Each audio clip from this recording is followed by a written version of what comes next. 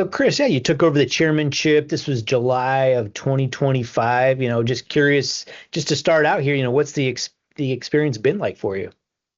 Yeah, it's been good. I think taking over in the middle of the year, kind of the first thing we're focused on is getting ready for the but the December meeting with kind of all the budget dockets and things like that. So that was really sort of first priority out of the gate, and I think now it's sort of shifted into more longer term, intermediate to longer term thinking, about the next couple of years and really even beyond that. I mean, I feel like part of our role right now is to really lay the groundwork for the next 10 years, 10 plus years, and not just, hey, how do we get through the next year or two? I think it's really important that we're thinking out ahead and preparing the industry for growth in the areas that maybe we haven't historically had, and protecting the industry in the areas we have historically had, but we don't want to see them decline or degrade. And so I think, it's a combination of those things of how do we do both of those.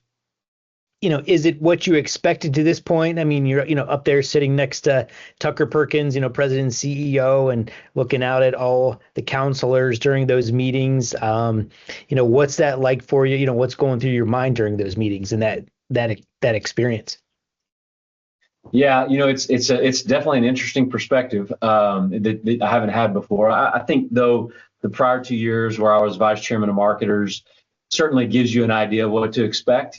Christy Filippo did a good job prior to me, and I think watching him handle it and learning and kind of developing my own opinions and thoughts, I think has been good too. And it gave me a period of time to do that before I was actually in this seat.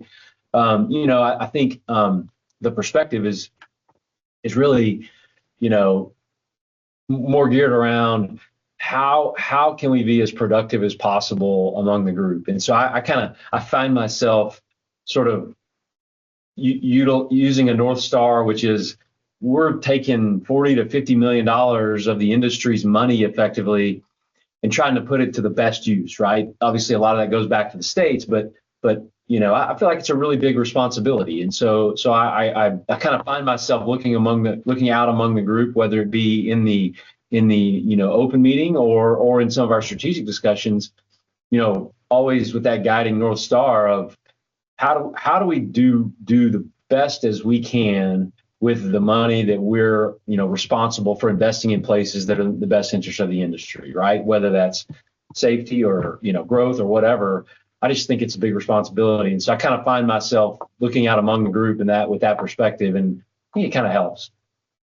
Maybe just to follow up there, obviously, most people see, the council meeting taking place, the public meeting visible to the industry, but, a lot goes on behind the scenes as well. Can you maybe share a little bit about what that work is like? What does go on behind the scenes, under the PERC umbrella?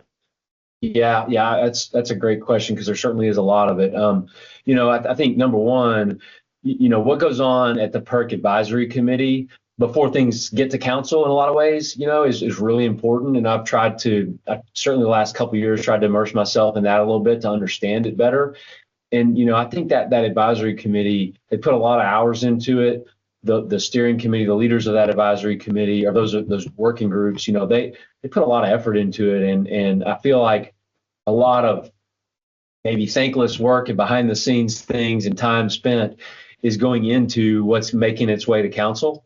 And so I've enjoyed getting to understand that, and have an appreciation for what goes on there, and then the council, obviously you can't fully digest a budget or a bunch of dockets in a 2 or 3 or 4 hour council meeting. So a lot of those discussions to ask questions, a lot of Q&A, a lot of understanding, a lot of explanation by the sponsors of each of those dockets goes on, before we get in there, because like I said, I think we take the responsibility really seriously, and we want to know what we're approving spending money on, and that it's, in our judgment, the best investment for the industry. And that's important. So a lot of that's happening, behind the scenes outside of the formal meeting. One of the most recent items you all undertook was the new strategic plan for PERC, right? The 2026 to 28 plan that you all discussed and approved. Can you share a little bit about, what the council is looking to do, where the focus lies in that strategic plan? Yeah, I think it was, number one, I think the way we got to that strategic plan was, trying to get voices from the industry, not just council members, not even just advisory committee members, but people even outside of the maybe formally nominated people, getting voices from the large retailers and all the way down to the smaller and more local and regional ones was really important to hear what's important as we develop what the path is. And I think, there was a lot of similarities to this strategic plan from the last one. But also some sort of refinement to it that I think is appropriate. We've obviously learned a lot more. I feel like the time frame that the last plan was put in place, there was a lot more defense that had to be played. We were trying to protect our turf in a big way, and I think this time it was, there's definitely some growth opportunities that maybe the industry hasn't focused on, and it hadn't been really appropriate to focus on in the past. But there are real opportunities for growth of areas like power generation and things like that maybe we've certainly had some of it, but I think the opportunity is huge. And so putting some focus on those areas, continuing to really pour into and focus on the safety, building our workforce, building, the pipeline of people who can represent our industry and do it safely. I think those are really important things. And so getting that feedback from members of the industry who maybe we haven't really had involved in conversations before, I think was really good. And it was a very iterative process. I mean, it went on for a number of months, before it even got to the council. And so I'm pleased with the process that we went through to get to where we ended up. And I feel like the pillars are appropriate for the future. And maybe just speaking of growth, I know when you took the position, I think in your introductory comments, you talked about that growth and maybe growing a 9 to 10 billion gallon industry. You thought that could reach maybe 12 to 15 billion gallons in the next 10 years. Do you still feel confident about that trajectory? And, where do you feel that growth, when and where do you feel that growth will take place? Yeah, look, I think, number one, it starts with maintaining our base, right? We can't go backwards. We can't lose a lot of gallons that we've had in the industry historically. So we got to protect the base and protect what we've had and protect all of the traditional uses of propane. But I do believe, we should be at 11, 12, 15 million gallons before we ever see 8 again, right? I mean, I really believe that because, number one, you can't deny that things are going on with our power grid in the U.S., right? And massive growth in demand on the power grid and the generation sources. We're by and large taking away or trying to take away and have removed a number of the most reliable generation sources, for environmental reasons and for other reasons. And so when you start seeing massive demand overall, and you look at the forecast and just demand for power, and then you look at traditional sources of power generation, transmission infrastructure, and all that, you have a gap, right? There's no debating that. There's a void there that's going to happen over the next 10 to 20 years. And so then you say, well, how do we fill that void? And to me, propane is an incredible fuel to fill that void, a portion of that void. There's going to be other things that fill that void, but we don't have to get a huge market share of that void to move the needle in propane gallons, period. And that's why and it's not just power generation. Power generation is one big obvious one that I see. But look, I mean, I think diesel displacement is real, right? I mean, there's 60, 70 something billion gallons a year in the US of diesel being consumed. And nobody really is debating that, well, if there's a cleaner option, let's use it, right? And so a cleaner, more efficient option, let's use it. Well, propane fits that bill in a lot of cases. And so when I look at things beyond power generation, whether it be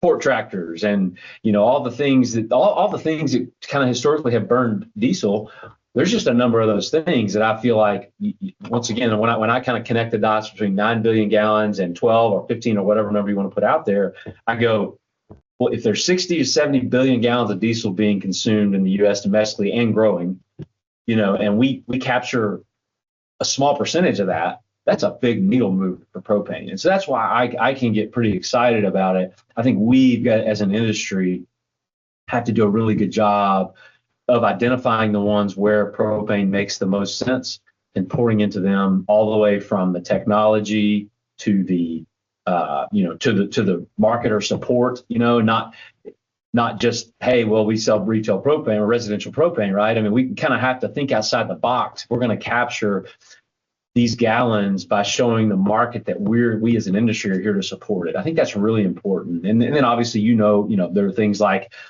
some of the on-road diesel engine displacement, whether it be Nexio or any of the other things that have the real potential. I mean, there's some real smart people and real capital pouring into alternatives that can really benefit the propane industry in the future, in the years to come. And so I think we have to do a good job of supporting them as an industry. And those are the kind of things where, I look at and go, those aren't like tens of thousands of gallons or tens of millions of gallons that are the potential there. Those are literally hundreds of millions to billions of gallons that ultimately add up if we do a good job at it. So that's where I get there in my head. And maybe just talking about the passion that you have, for the industry, for the growth. This is, I believe, your fourth year volunteering with PERC. Is that right? That's right. Yeah. And where does that passion come from? Well, number one, I just love the industry. This is my, I guess, 16th year in the industry. And from the day I got into it, I just like the people in it. I like what we do. I like the solution. I believe in it. So that's first and foremost. And I also, I think when I got involved with PERC initially, I do think I had more of a, we got to protect ourselves mindset. Like we were in the crosshairs of a lot of things. And so I think that's evolved into now. I feel like we have an opportunity to play some offense, and let's do that. And so what I would say is, number one, I don't think if you believe in the industry and you believe there's a lot of opportunity that maybe we haven't captured yet, if you're just sitting on the sideline and not doing anything about it, I don't think you can complain if we don't capture it. If you get involved, I believe, maybe I can make a difference. I don't know if I can. I'm going to do my best, but I just believe, I can't sit on the sidelines and go, we should have done this, when I maybe could have gotten involved and had some little influence on whether we can actually accomplish something. So that's why I just believe in the industry. So what's interesting here is, so you're the third member of the Propane Meritum Energy team to chair PERC, which is pretty amazing. Tom Van Buren did it from 2015 to 2017, and then Rob Chalmers from 2018 to 2019. And here you are. Do you ever stop and think about that feat in general, and what does that say about the company?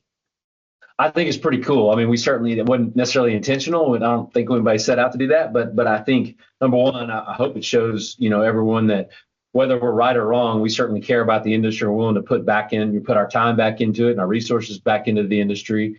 And I'm also really proud of our leadership team. I mean, I think we've got a really strong leadership team that hopefully that means that we're generally respected, the fact that we've been in those positions. And so I'm proud of the fact that we've done that, and that, the industry has trusted us during those periods of time, kind of trusted our leadership and trusted us as people that we can hopefully help. And so I'm really proud of it. I think it hopefully it says a lot to what we think about the industry and what the industry thinks about us. How do you, with this position with PERC, chairing the council, how do you balance your time and also still find the time to work on the Pico propane side? Well, I've got really good people, first of all. But both in terms of our company internally, we've just got really good people that I trust, and we're very much a company who, we entrust our people to make decisions, and we don't have to make every decision at a corporate level. That we empower them to make decisions and run the company. So first and foremost, I trust our people who are running our business every day. We've built a really good team, and then I also trust I think the PERC leadership team, the PERC staff.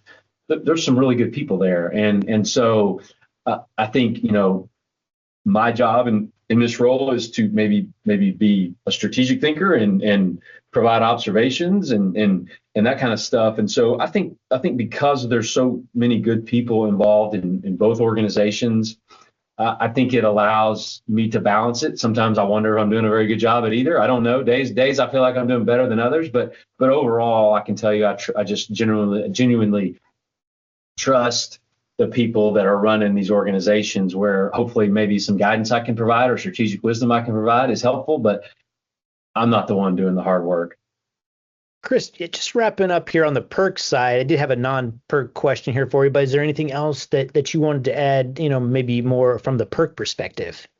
I mean, not really. I think the next couple of years, as we execute on this strategic plan and start thinking about, it's no secret, Tucker is going to be, at some point he's going to retire. I don't know exactly when that is, but we have got to be thinking into the future of what the succession looks like there. And so I believe that's a really important responsibility we have right now, is to have the time to do it properly, and to be really, define what we want in terms of succession to keep PERC heading in a direction that we can all be confident in and proud of.